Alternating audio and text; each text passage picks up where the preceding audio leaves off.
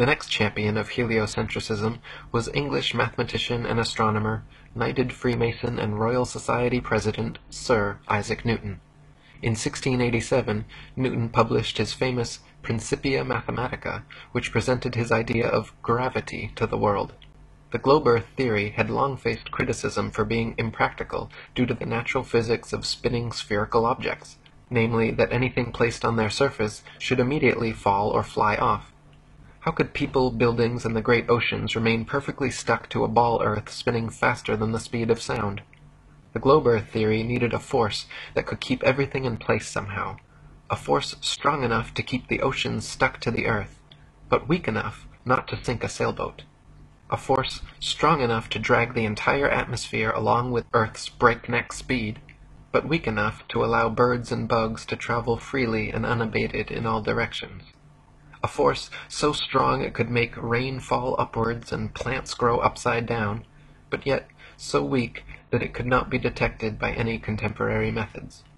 Newton's postulate of, quote, an invisible force able to act over vast distances led to him being heavily criticized for, quote, introducing occult agencies into the field of science.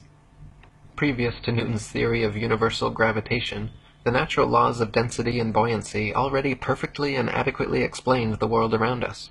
For example, the reason a balloon filled with helium rises into the sky while a balloon filled with air drops to the ground is not because Newton's mystical pulling force has an aversion to helium, but rather simply because helium is lighter and less dense than the nitrogen, oxygen, and other elements which compose the air around it, so it floats up. And conversely, a balloon filled with your carbon dioxide exhalation is heavier and denser than the air around it, so it falls down to the ground.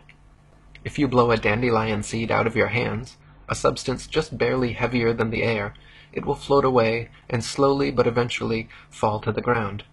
If you drop an anvil from your hands, something much heavier than the air, it will quickly and directly fall straight to the ground.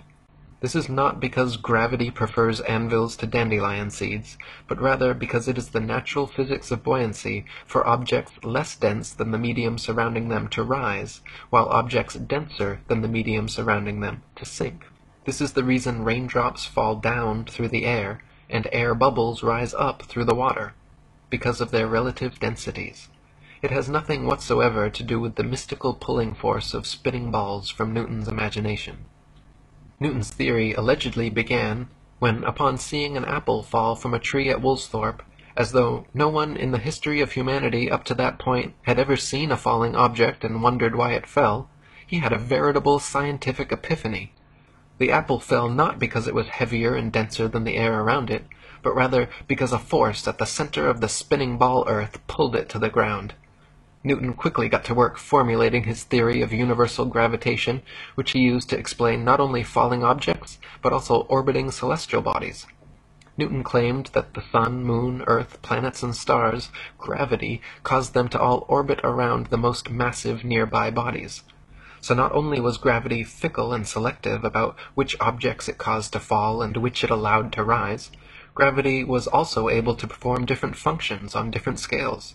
At the human scale, gravity allegedly caused people, buildings, and oceans to stick to the Earth, while at the planetary scale, gravity allegedly caused moons to orbit around planets, and planets to orbit around stars. Unfortunately, Newton never addressed this, but the question remains, how and why would gravity cause both planets to orbit the sun and people to stick to the Earth? Gravity should either cause people to float around in suspended circular orbits around the Earth, or it should cause the Earth, Moon, and planets to all be pulled and crash into the Sun. The two effects are very different, yet the same cause is attributed to both.